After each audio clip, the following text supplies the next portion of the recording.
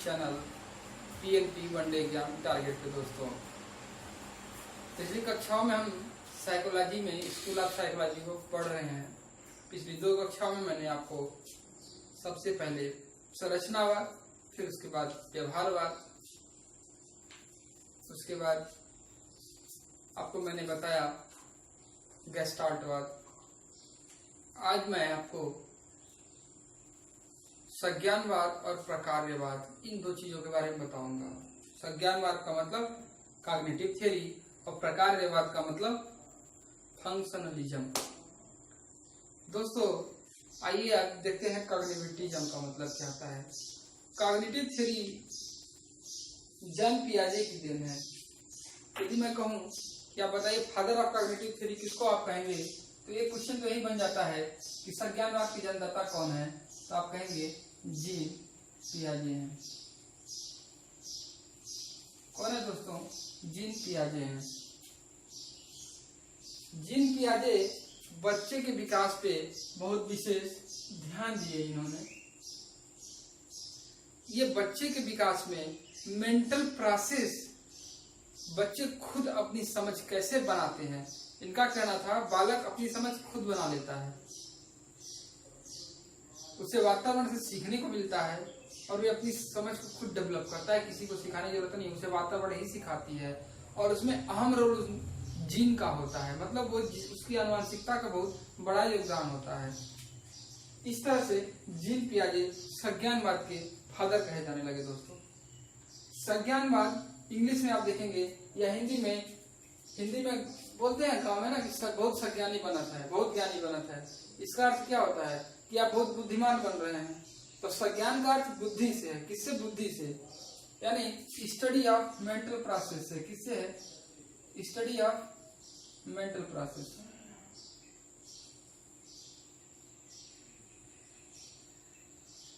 Study of mental process. दोस्तों इससे पहले भी स्टडी ऑफ मेंटल प्रोसेस यानी मन का अध्ययन तो चलता रहा है, लेकिन क्या ये उनसे अलग थे या वही थे? यदि वही होते तो इनका नाम क्यों आता? उनसे कुछ अलग थे। ये मेंटल प्रोसेस में कौन कौन सी प्रोसेस है, क्या क्या है, उसको इन्होंने बताया। जैसे बच्चा अपनी थिंकिंग खुद डेवलप करता है, अपनी सोच को खुद डेवलप करता है। उसको जो रीजनिंग होती है, रीजनिंग एबिलिटी, लॉजिकल एबिलिटी,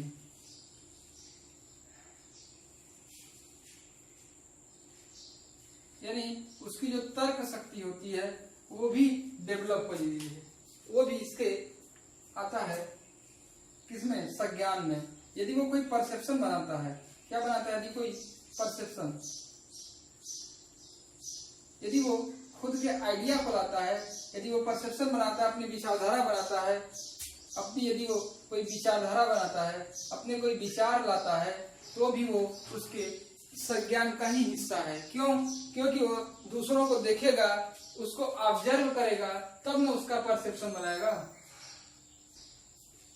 यानी वो दूसरों को ऑब्जर्व कर पाता है दोस्तों।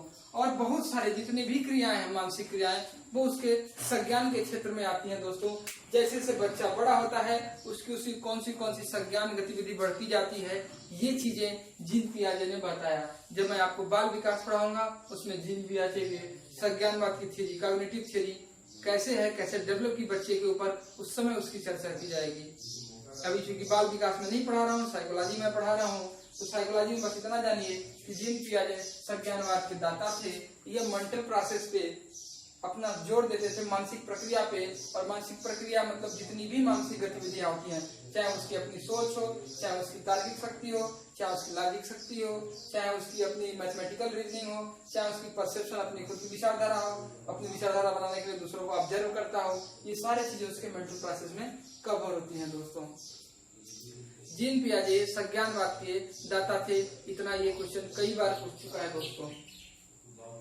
अब वातावरण के साथ देखिए, आप खुद सोचिए यदि एक बालक है, वो एक ही वातावरण में आसानी से ढल जाता है, जबकि दूसरा वातावरण में वे दूसरे बालक को नहीं, जैसे मान लीजिए आपके घर में आप रह रहे हैं, आप आसानी से एडजस्ट कर पा रहे हैं, भले आप कोई दिक्कत परेशानी से हो, कोई दूसरा बालक आएगा क्या उस तरह से एडजस्ट कर पाएगा? ठीक है, क्योंकि वो आपका घर, आप बचपन से रह रहे हो तो कह सकते हो मैं एडजस्ट कर पा रहा हूँ। ठीक है, मैं कोई दूसरा उदाहरण देता हूँ आपको। आप और आपके मित्र दोनों लोग किसी नई जगह पे गए, ऐसा संभव है कि आप या आपके मित्र में कोई एक व्यक्ति आसानी से उस परिस्थिति में ढल जाए और कोई दूसरा परिस्थिति में न ढल पाए, और परिस्थिति के साथ जो एडजस्ट करना होता है यही इसके मेंटल एबिलिटी को, इसके मानसिक परिपक्वता को भी शो करता है, इसके मैच्योरेशन को भी शो करता है, मेंटल मैच्योरेशन को, मानसिक परिपक्वता को। दोस्तों, इस तरह से आपके ढलने और आपके मित्र के न ढलने के बीच का जो गैप है वही सज्ञानवाद है। मतलब किसी नई परिस्थिति में अपने को अनुरूप ढाल पाने या ना ढाल पाने के बीच का अंतर दोस्तों क्या होता है? संज्ञान होता है, कॉग्निशन होता है। क्या होता है? संज्ञान होता है दोस्तों, इसको इंग्लिश में कॉग्निशन बोलते हैं। किसी नई परिस्थिति में आपको कुछ डाल पाते हो या नहीं ढाल पाते हो, यदि उनके बीच का जो गैप होता है वही क्या होता है? संज्ञान होता है दोस्तों। इस तरह से आप संज्ञानवाद को समझ पाए होंगे, मुझे आशा है। फिर से एक बार रिकॉल करते हैं। संज्ञानवाद के दाता जीन पियाजे थे। संज्ञान कॉग्निशन कौन सी है? मेंटल प्रोसेस है। क्या क्या मेंटल प्रोसेस में आता है? आप जो सोचते हैं, आप जो लॉजिक लगाते हैं, आप जो विचारधारा बनाते हैं, आप जो भी कुछ करते हैं अपने मानसिक क्रियाओं के द्वारा ही कर पाते हैं। जीन पियाजे जी का कहना था बच्चे अपनी खुद मानसिक प्रक्रिया को विकसित करते हैं, उनमें उनके वातावरण और उनके जीन का बहुत ज्यादा रोल होता है और किसी को सिखाता उगाता उनको नहीं है। यदि वो वातावरण में, नई वातावरण में जाते हैं, वो ढल पाते हैं या नहीं ढल पाते हैं, उनके बीच के गैप को हम संज्ञान कहते हैं। एक ही वातावरण में एक बच्चा आसानी से रह पाता है, दूसरा बच्चा आसानी से नहीं रह पाता है। नहीं रह पाने का कारण और रह पाने का कारण उनके मानसिक परिपक्वता ही है और कुछ नहीं है दोस्तों। और इस मानसिक परिपक्वता का जो गैप है, यही गैप संज्ञान या कॉग्निशन है दोस्तों। आई होप सो कि आप कॉग्निशन यानी संज्ञानवाद समझ पाए होंगे दोस्तों। ये संज्ञानवाद था, आप इसको लिख लीजिए, इसको आप कवर कर लीजिए, फोटो खींच लीजिए, स्क्रीनशॉट ले लीजिए, पॉज करके लिख लीजिए, कैसे भी करके आप अपने पास रखिए। अब मैं एक अलग बात पढ़ाने जा रहा हूँ जिसका नाम है प्रकारवाद, फंक्शनलिज्म। दोस्तों, अगला हम ये पढ़ रहे हैं क्या? प्रकारवाद। आइए प्रकारवाद की बात जानते हैं। प्रकारवाद के जन्मदाता विलियम जेम्स माने जाते हैं। कौन माने जाते हैं? William James. नाम तो सुना ही होगा विलियम जेम्स का। मैंने बताया था इन्हें अमेरिका वाले बहुत महान मानते हैं। आधुनिक मनोविज्ञान के पिता भी कहे जाते हैं विलियम जेम्स। अमेरिका वाले मानते हैं इसलिए हम मानते हैं। आपको किसी किसी बुक में विलियम मून को भी आधुनिक मनोविज्ञान का पिता कहा जाता है। तो सो आप इतने कंफ्यूज ना होइएगा। हालांकि ये कंफ्यूजन का तो पॉइंट है ही है, डिबेट है ही है कि आपको विलियम जेम्स आंसर देता है या आपको विलियम मून देता है। लेकिन बोल दे अमेरिका के मनोविज्ञान के जनक कौन है, तो आप विलियम जेम्स को बिना डाउट के लगाएंगे, क्योंकि अमेरिका वाले आधुनिक मनोविज्ञान के जनक विलियम जेम्स को मानते हैं, इसलिए हम भी विलियम जेम्स को मानते हैं। दोस्तों, विलियम जेम्स की एक पुस्तक थी, पुस्तक का नाम था, उनकी बुक, ये बुक का नाम पूछ चुका है दोस्तों, इसलिए आप बुक का नाम याद रखेंगे, प्रिंसिपल ऑफ साइकोलॉजी।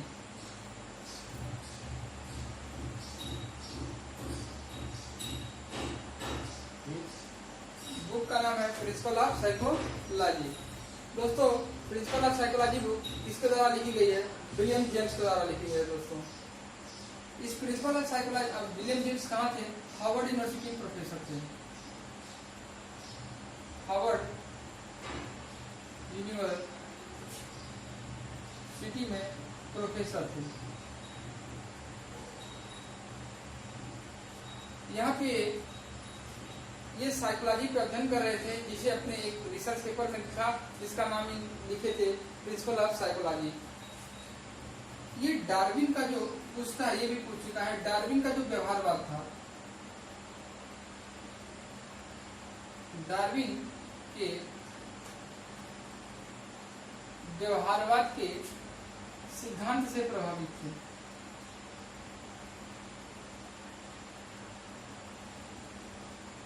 DSSB में यानी दिल्ली के जो दिल्ली लेती है अपनी प्राइमरी की भर्ती, उसमें ये पूछ चुका है कि डार्विन के सिद्धांतवाद से कौन प्रभावित था। William Wundt, William James, Jean पियाजे और एक और लोग का नाम पूछा था। तो आपको याद रखना डार्विन के व्यवहारवाद के सिद्धांत से प्रभावित थे प्रकारवाद। आप डार्विन का वो बायोलॉजी वाला पार्ट मत समझिएगा। सबसे बड़ी बात है विलियम जेम्स की, ये जो अध्ययन के लिए ये इन्होंने भी मन पे ही अध्ययन किया है, इन्होंने भी मानसिक प्रक्रियाओं का ही अध्ययन किया है, इन्होंने चेतना का अध्ययन किया है।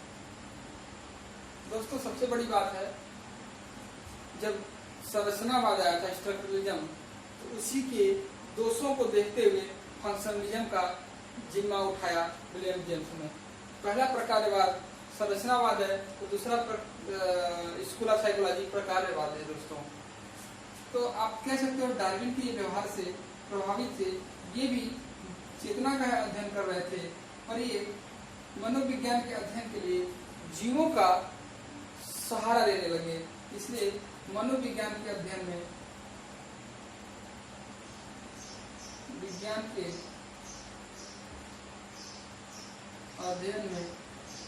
जीव विज्ञान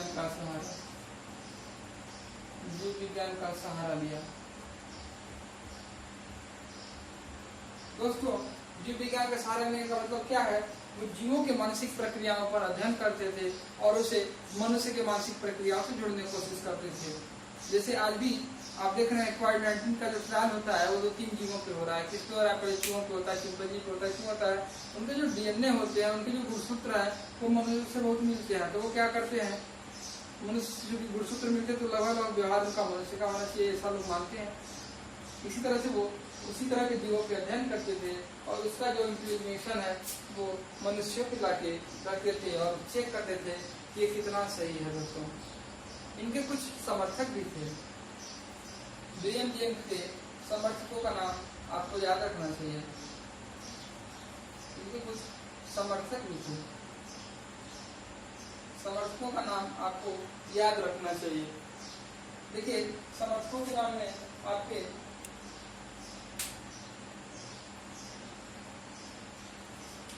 सबसे बड़े समर्थक हैं जॉन डीवी। सबसे बड़े समर्थक हैं जॉन डीवी। इनका जो सिद्धांत था वो लर्निंग, थिंकिंग और मोटिवेशन तीनों के लेके चलता था। इनकी थियरी लर्निंग की थी, ये मानसिक प्रक्रिया चेतना का अध्ययन करते, जिसमें चिंतन के बारे में सोचा और इसके बाद लर्निंग कैसे अच्छा बनाया जा सकता है, उसके लिए क्या मोटिवेशन हो उसके भी बारे में सोचा। इसलिए इनका जो रिसर्च था वो learning plus thinking plus motivation के ऊपर आधारित था। दोस्तों एक बार फिर से निकाल करते प्रकारवाद समाप्त हो चुका है। प्रकारवाद विलियम जेम्स की देन है। विलियम जेम्स हार्वर्ड यूनिवर्सिटी के प्रोफेसर थे। ये अमेरिका के थे। कहाँ के थे? अमेरिका। ये अमेरिका के मनोविज्ञान के जनक माने जाते हैं। हम भी उन्हें आधुनिक मनोविज्ञान के जनक मानते हैं। प्रिंसिपल ऑफ साइकोलॉजी इनकी बुक का नाम है। ये डार्विन के व्यवहारवाद से बहुत प्रभावित थे। इन्होंने मनोविज्ञान में जीवों का सहारा लिया, अर्थात जीव विज्ञान के सहारे के साथ मनोविज्ञान का अध्ययन करते थे। इनके समर्थक मुख्य रूप से जॉन डीवी हैं और एक दो समर्थक हैं, आप देख लीजिएगा। उसके बाद इनका जो अध्ययन था learning plus thinking plus motivation के ऊपर डिपेंडेंट था। दोस्तों आज हमने 2 बात पढ़े। पहला बात था हमारा ये प्रकारवाद और पहला बात था हमारा, पहला बात कौन सा था? पहला बात था संज्ञानवाद था दोस्तों, कॉग्निटिव थ्योरी। यानी हमने कितने बात पढ़ लिए? संरचनावाद पढ़ लिया, व्यवहारवाद पढ़ लिया, संज्ञानवाद पढ़ लिया, गेस्टाल्टवाद पढ़ लिया और प्रकारवाद पढ़ लिया। दोस्तों अब 3 बात और हैं, उनको मैं एक ही वीडियो में कंपाइल कर दूंगा दोस्तों।